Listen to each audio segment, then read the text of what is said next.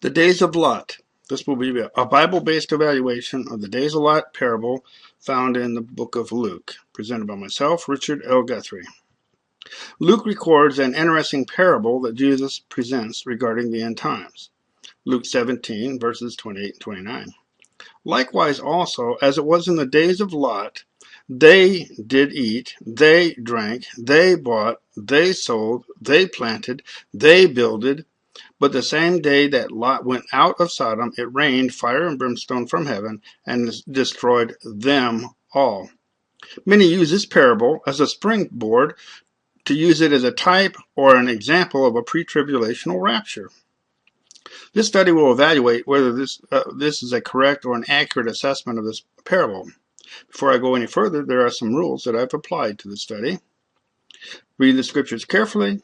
Do not add anything to what is written. Do not omit anything that is written. I've stayed with the King James Version and will not be deviating from that.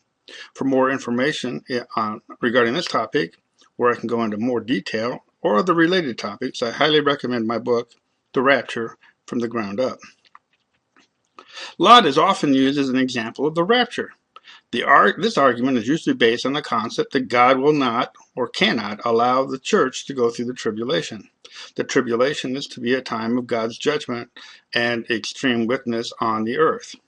Of course, people forget that the tribulation is what the believers experience at the hands of Satan, Antichrist, and other unbelievers. The Revelation judgments, the 21 Revelation judgments, are God's judgment, not a tribulation, on the ungodly, and it is not directed at believers. It is directed at unbelievers.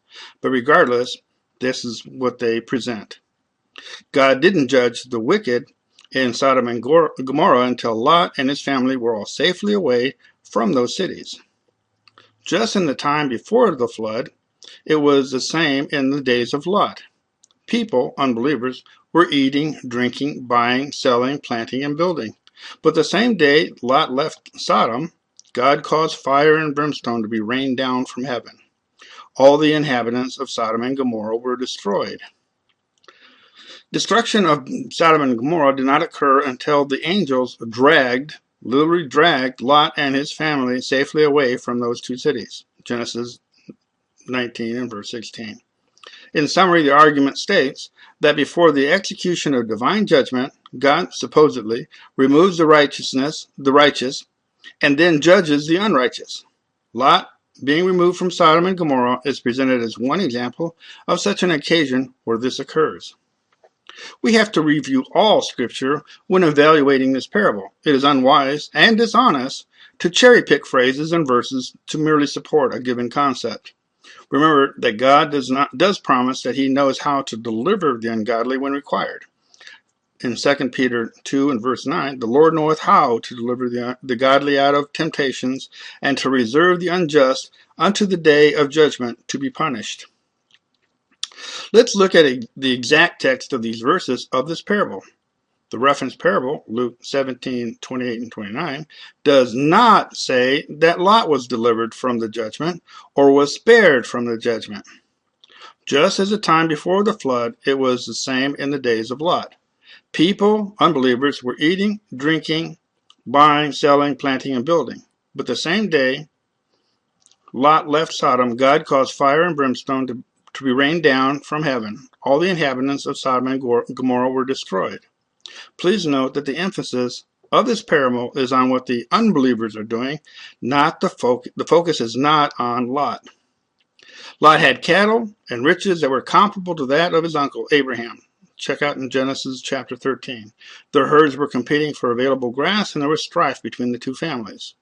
To separate and avoid this conflict, Abraham had Lot decide which way to go. Lot pitched his tent toward Sodom, Genesis 13:12. Later, Lot's life had become heavily entwined in the affairs of Sodom. Because the cry of Sodom and Gomorrah is great, and because their sin is grievous, Genesis 18:20, God decided to destroy these cities. Abraham asked if God was to destroy the righteous along with the unrighteous. A strange bartering occurred to the point where God said that if 10 righteous men were found, the cities would be spared. Unfortunately, there were not even 10 righteous men to be found. 2 angels entered Sodom and told Lot to leave. In Genesis 22, verse part, Lot is told, "Hasty, escape thither, for I cannot do anything till thou become thither." The angels ended up dragging Lot, his wife, and his 2 daughters out of the city. Genesis 19 and verse 16. In spite of the angels' warning, Lot's wife looked back toward Sodom and was turned into a pillar of salt. Of the 4 individuals that the angels dragged out of Sodom, only Lot is identified as a believer or as being righteous. Genesis 18, verses 20 through 33. Lot's wife was turned into a pillar of salt because of her rebellion and yearning. Genesis 19:26. Both of Lot's daughters committed incest with their father, Lot, who they purposely got drunk. Genesis 19, verses 30 through 38. This is said to typify the pre-tribulational rapture because the righteous were taken out before God's judgment was implemented. Similarly, God supposedly will rapture the church before the tribulation. Are we trying to establish a rapture scenario where unbelievers, for example, Lot's wife and his 2 daughters, are also saved? Now let's evaluate Sodom and Gomorrah from Lot's perspective.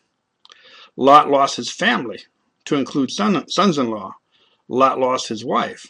Lot lost all his wealth, to include his home. In other words, Lot was not unscathed by this judgment. His wealth had rivaled that of Abraham, Genesis 13, verses 5 through 12. Lot is forced to leave Sodom. I'm sure the church will be willing to leave at the rapture. It appears that not all of Lot's family were believers. So do we have a rapture scenario where unbelievers are also saved?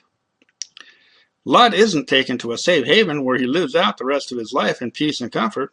Contrary, after this type of rapture, Lot finds himself destitute and in a position where his daughters initiate incest and have babies by Lot. Genesis 19, verses 30 through 36. Everyone in Sodom and Gomorrah were destroyed. There are unbelievers who will survive the tribulation. There are no type of believers that go through or are redeemed from this judgment. There is no representation for the dead believers being raptured along with the salvation of Lot. It is quite apparent that Lot's life was spared from the fire and brimstone. It is also obvious that Lot did not get through this judgment unscathed. Lot lost his family, his friends, his wife, his home, his social life, and all his wealth. If this were a type of a pre-tribulational rapture, Lot would have been unscathed from any of the effects of God's wrath that was bestowed on Sodom and Gomorrah. Also, no one in these cities survived this judgment. So the judgment can't be a type of the tribulation, Revelation 7:4, and we can't overlook that Lot and his family were forcibly removed from the city, which can't be an example of the raptured church. Jesus is using Lot as an example. Is merely telling us how wicked the world will become prior to the tribulation. Luke 17:29. Look at the use of the words they. They did eat, they drank, they bought, they sold, they planted, they builded, and it destroyed them all. This parable is about unbelievers. To try and make this parable about how God saves believers prior to a judgment is missing the whole point of the parable. In my book, The Rapture from the Ground Up, chapter 6 on patterns in Scripture, I show that Scripture does not provide any valid pattern that shows or demonstrates a pre-tribulational rapture. All these types or patterns of a pre-tribulational rapture are cunningly devised fables. See 2 Peter 1, verse 16, and fall quickly apart when evaluated honestly with a literal interpretation of Scripture. Each of these patterns do not present an honest interpretation of Scripture and is a form of begging the question in order to arrive at a predetermined conclusion. The days of Lot argument is one of the many fallacies used to build a pre-tribulational rapture position. Garbage in on an evaluation, especially biblical evaluation, will always end with garbage coming out. Garbage in, garbage out. You can't get away from that fact. You will never ever arrive at God's truth if your basic assumptions are flawed. The question comes down to whether one believes in what the Bible actually presents, or does one believe in a fable or fabrication that is orchestrated to reinforce an erroneous rapture position. Based on the Bible and not a twisted concept of it, the days of Lot parable does not and cannot represent a type or be representative of a pre-tribulational rapture. Don't take my word on any of this. Check it out for yourself. 2 Timothy 2:15. Study to show thyself approved unto God, a workman that needeth not to be ashamed, rightly dividing the word of truth. Acts 17:11. These were more noble than those in Thessalonica, in that they received the word with all readiness of mind, and searched the scriptures daily, whether those things were so. Only with proper Bible study and interpretation can you be sure that you are not being deceived during these last days. Matthew 24:4, Jesus warns us that we do have the potential of being deceived. Again, for more information regarding this topic and other related topics, where I'm able to go into more detail, I highly recommend either of my books, The Rapture from the Ground Up or The Great Tribulation. Again, that's Richard L. Guthrie. Thank you for watching and for listening.